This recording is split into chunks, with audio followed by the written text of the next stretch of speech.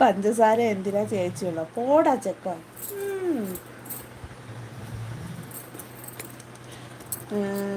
നല്ല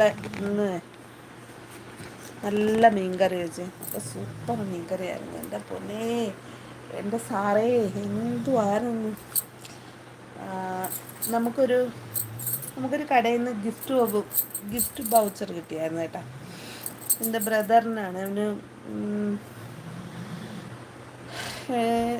എന്തോ കടയൊക്കെ ഓട്ടം പോണ കടയിൽ നിന്നാണ്. അപ്പോൾ അവിടെ നിന്ന് കിട്ടിയപ്പം അതിന് എയർ ഫ്രയർ വാങ്ങിച്ചായിരുന്നു.